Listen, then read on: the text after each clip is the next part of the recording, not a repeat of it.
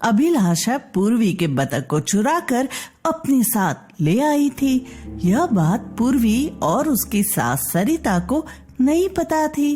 पूर्वी बतख से मिलने छुपकर कमरे तक आई, लेकिन उसे वहां बतख नहीं मिली। जब पूर्वी बतख को ढूंढ रही थी तभी सरिता जोर से चिल्लाई हुई आई, अभिलाषा, ओ अभिलाषा, अरे कहाँ है तू? चल पड़ोस में घूमने चलते हैं। बोलती बोलती बतख के कमरे के पास पहुंची। पूर्वी उसी कमरे में बतख को ढूंढ रही थी। सासू माँ, जरा इधर तो आइए। क्या हुआ तुझे? मैं नहीं आऊंगी। इस कमरे में कहीं मेरे पीछे पीछे अभिलाषा भी यहाँ ना आ जाए। उनको छोड़िए, पहले आप यहाँ तो आइए। सरिता कमरे के अंदर आई और दरवाजा बंद कर दी। धीरे धीरे बोल, क्या बोल रही थी? सासू माँ, देखे ना, बतख कहीं नहीं मिल रही। मैं सोची एक सोने का अंडा ले लेती हूँ, लेकिन वो तो यहाँ है ही नहीं। क्या? वो कहाँ गई? अब मुझे भी अभिलाषा कहीं नहीं मिल रही। हर जगह ढूंढ ली हूँ उसे, लेकिन पता नहीं वह कहाँ चली गई है। हम पहले बतख को ढूंढ लेते हैं, फिर आपकी दोस्त अभिलाषा को ढूंढते हैं। हाँ, ये ठीक है। कुछ देर बाद पूर्वी बोली, मुझे तो पहले से ही आपकी दोस्त पर शक था। लगता है वही हमारी बतख को चुरा कर ले गई है। वह हर वक्त घर में इधर उधर कुछ ढूंढती ही रहती थी। जरूर उन्होंने ही कुछ किया है। अरे नहीं नहीं, ऐसा नहीं हो सकता। उसे इस मामले में कुछ नहीं पता था। ठीक है, चलिए तो अब पहले उनको ही ढूंढ लेते हैं, फिर बतख को ढूंढेंगे। सरिता और पूर्वी ने अभिलाषा को कई घंटों तक ढूंढा, लेकिन वह नहीं मिली। अब तो आपको विश्वास हो गया ना मेरी बातों पर? उन्होंने ही बतख को चुराया है। अब मैं क्या बोलूं, कुछ भी हो सकता है। पूर्वी और सरिता ने कई दिनों तक अभिलाषा का इंतजार किया, लेकिन अभिलाषा नहीं आई। अब दोनों को पूरा विश्वास हो चुका था कि उनकी बतख को अभिलाषा ही चुरा कर ले गई है। अभिलाषा बतख को अपने साथ अपने नए घर पर लाए। अरे इस बतख से ढेर सारे सोने के अंडे लेने हैं मुझे, ताकि मैं भी बहुत अमीर इंसान बन जाऊँ। चलो बतख, मुझे ढेर सारे सोने के अंडे दो। बतख अभिलाषा को पहचान नहीं पा रही थी और पूर्वी से दूर होकर वो बहुत दुखी भी थी। पक पक पक पक पक, मुझे वापस पूर्वी के पास भेज दो। मैं तुम्हें नहीं जानती। अब मैं यहाँ नहीं रहूंगी, ना ही तुम्हें सोने के अंडे दूंगी। अभिलाषा यह सुनकर बहुत गुस्से में आ जाती है। न, तू अभी यही रहने वाली है? अब मुझे सोने के अंडे दे, वरना जान से मार दूंगी। भूल जा कि तू अब कभी उनके पास जा पाएगी। मैं नहीं जाने दूंगी तुझे। पक पक पक पक पक। नहीं, मैं तुम्हें अंडे नहीं दूंगी। अब मुझे पूर्वी के पास जाना है। तुम अच्छी नहीं हो, मैं यहाँ नहीं रहूंगी। कुछ दिनों तक तो मैं तुम्हें चेतावनी देकर छोड़ रही हूँ। अगर कुछ दिनों बाद भी नहीं मानी तो मैं तुम्हें मार डालूंगी। इधर पूर्वी और सरिता हर रोज बतख को याद किया करती थी।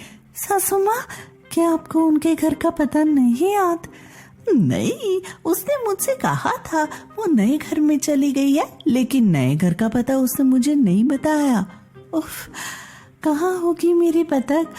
पता नहीं किस हालत में होगी। कुछ खाई भी होगी या नहीं। हाँ, ये बार बार मेरी बतख बोलना बंद कर। मैं भी उसे बहुत प्यार करती थी। मुझे भी उसकी उतनी ही चिंता है जितनी तुझे। हाँ, उससे क्या फर्क पड़ता है? अब तो वो नहीं है ना हमारे साथ। मुझे बतख वापस चाहिए। हमें उसे खोजना पड़ेगा। मुझे अभिलाषा के पुराने घर का पता याद है। पहले वहीं जाकर पता करते हैं। हो सकता है कहीं हमें वहां से पता चल सके कि वो अब कहाँ रहती है। सरिता और पूर्वी अभिलाषा के पुराने घर पर गए। वहां जाकर उन्होंने पता लगाया कि अभिलाषा कौन से नए घर में रह रही है। उसने घर का पता किया। अभिलाषा के पुराने घर में किराएदार रह रहे थे। सरिता ने एक लड़के से बात की। तुम लोग यहाँ कब से रह रहे हो? कुछ साल हो गए हमें यहाँ रहते हुए। तुम्हारे मकान मालिक कहाँ रहती है, क्या तुम्हें पता है? उन्होंने हमें एक पता तो दिया था, अगर आप चाहें तो वहाँ जाकर देख सकती है।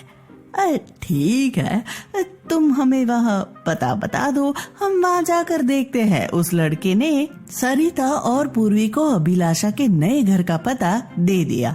सरिता और पूर्वी जब वहाँ पहुँची तो उन्होंने देखा कि वहाँ कोई नहीं रहता है, वह गलत पता था। लगता है अभिलाषा ने उन्हें भी गलत पता ही बता रखा है, यहाँ भी कोई काम नहीं हो पाया, चलो चलो यहाँ से। क्या भरोसा उनका, उन्होंने जानबूझकर ही हमें गलत पता बता दिया होगा। सब एक जैसे ही है, सब गलत पता ही बता रहे, चलिए चलते हैं। सरिता और पूर्वी की बतख को ढूंढने की यह कोशिश भी नाकामयाब रही।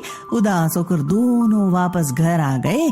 अभिलाषा लगातार बतख से सोने के अंडे देने की मांग कर रही थी, लेकिन बतख उसे सोने के अंडे नहीं दे रही थी। सरिता और पूर्वी को तो अंडे सोने के दिया करती थी, फिर मुझे क्यों नहीं दे रही? बहुत दिन गुजर गए हैं, ज्यादा दिनों तक अगर ऐसा ही रवैया रहा तो मैं तुझे मार डालूंगी।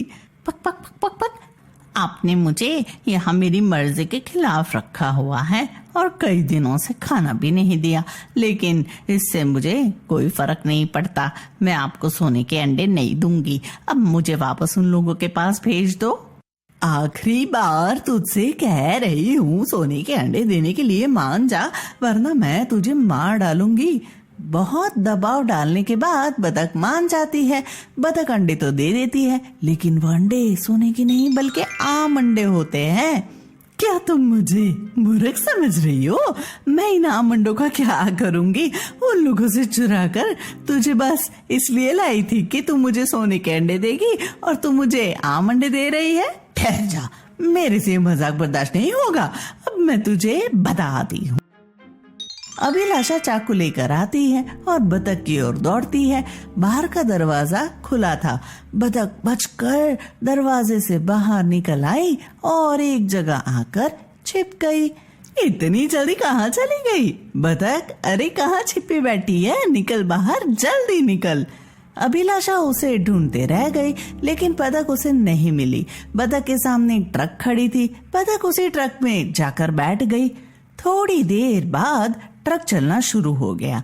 ट्रक अंडों की डिलीवरी करने दूसरे शहर जा रही थी। बतख भी उसी ट्रक में बैठी थी जहां ट्रक को आना था। वहां तक ट्रक आकर रुकी। जिस जगह ट्रक आकर रुकी वहीं से कुछ ही दूरी पर सरिता और पूर्वी का घर था। शाम का वक्त हो रहा था। सरिता और पूर्वी दोनों साथ में टहलने निकले। ट्रक रुक चुकी थी, इसलिए बतख ट्रक से नीचे आ गई और आसपास घूमने लगी। तभी सरिता और पूर्वी की नजर उस पर पड़ी। पूर्वी को देखो, पूर्वी, वो देखो हमारी बतख। हाँ, कहाँ है बतख? सामने देखो, चलो जल्दी। अरे हाँ, वो तो हमारी बतख है। दोनों दौड़ते हुए बतख के पास आए। बतख दोनों को देखकर बहुत खुश हुई। पूर्वी ने उसे गोद में उठा लिया और घर लाई। बतख, तुम कहाँ चली गई थी? हमने तुम्हें बहुत याद किया, मुझे माफ कर दो, मैं तुम्हारा ख्याल अच्छे से नहीं रख पाई। पक पक पक पक पक। एक महिला मुझे इस घर से उठाकर अपने साथ ले गई थी। वह मुझे हर रोज डराती धमकाती थी और उसने मुझे मारने की कोशिश भी की। मैंने उसे कई बार बोला मुझे आपके घर छोड़ देने के लिए, मगर वह नहीं मानी। मैं उससे बचकर ट्रक में बैठ गई थी। उसके बाद ही मैं यहाँ आ गई। ये सब मेरी ही गलती है। यह सब अभिलाषा के कारण हुआ। उसने तुम्हें इतना कष्ट पहुंचाया, इसलिए मुझे माफ करना। अब हम तुम्हें कभी अकेला नहीं छोड़ेंगे। पूर्वी और सरिता वापस से खुशी खुशी बतख के साथ रहने लगे। अब सरिता और पूर्वी बतख का ख्याल पहले से भी ज्यादा अच्छे से रखती थी और बहुत कम लोगों को घर पर बुलाया करती थी, जिससे किसी की नजर बतख पर ना पड़े, वह सुरक्षित रहे। अभिलाषा को लगा कि बतख कहीं गुम हो चुकी है, इसलिए अब वह कभी उसे नहीं मिल पाएगी। इसलिए अभिलाषा उस बात को अब भूल चुकी थी।